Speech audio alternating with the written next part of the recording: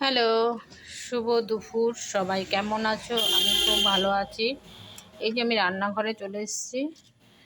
একটু বেলা হলো, এই যে ভাতটা নামিয়েছি, ডাল হয়ে গেছে, আর এই তরকারিটা বসাবো। এই যে পটল, দেখো সবার বাড়ির পুজো হয়ে যাচ্ছে, আমি এখনো পুজো করতে পারিনি। আর এই যে লাল ডাঁটা, এইসব দিয়ে একটা তরকারি করব। আমি ভীষণ ভালো খাই এই তরকারিটা।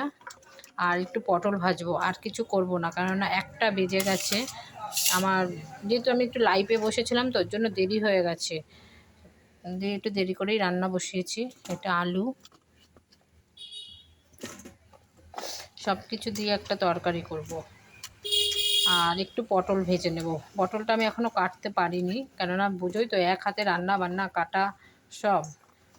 আর এটা হচ্ছে কুমড়ো, মিষ্টি কুমড়ো। এগুলো সব ধোবো একসাথে করে, বেসিনে ধুতে যাব, ধুয়ে নেবো এখানে। আর এখানে আছে কি বলো তো, আমার না এই তরকারিটা এত ভাল লাগে। এখানে আছে যে গাঠি কচু আছে না, এই দেখো গাঠি কচু, এই যেগুলো। ওখানে আবার এই যে গাঠি কচু, গাঠি কচু আছে, আর কাঁঠালের বীজ আছে। এই যে এই দেখো, এই তরকারির মধ্যে কাঁঠালের বীজ দিলে ভীষণ ভালো লাগে, খুব ভালো লাগে। তোমরা কে কে ভালোবাসো বলো কাঁঠালের বীজ দিয়ে এই তরকারি খেতে? আমরা কিন্তু খুব ভালোবাসি। আমি কিন্তু কাঁঠাল খাই না, জানো তো। আমি কাঁঠাল খাই না, এমনকি কাঁঠাল যদি আমার ঘরে রাখে তাতেও আমার মানে বিরক্তি। আমাদের বাড়িতে তো 3-4টে গাছ আছে, 3টে গাছ আছে আমাদের। একটা গাছ কাটা পড়ে গেছে, মানে কেটে ফেলেছে। আর 3টে আছে, প্রচুর কাঁঠালও কিন্তু হয়েছে।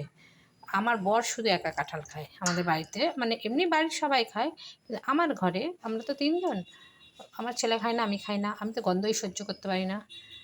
আর ও কাঁঠাল খেয়ে বীজগুলো আবার রেখে দেয়, ধুয়ে রেখে শুকায়।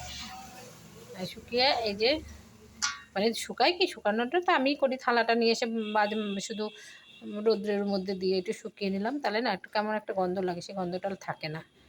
দিয়ে আমি কিন্তু কাঁঠাল ভালোবাসি না, কিন্তু এইটা খুব ভালোবাসি। তোমরা কে কে আমার মতন কাঁঠাল খাও না, কিন্তু কাঁঠালের বীজটা খাও? কে কে বলো তরকারিতে? আমি তো একদম খেতে পারি না, কাঁঠালের একদম গন্ধই সহ্য হয় না আমার। কিন্তু এইটা আমি ভীষণ ভালো খাই তরকারির সাথে। পরশুদিনকেও করেছিলাম, তার মধ্যেও দিয়েছিলাম।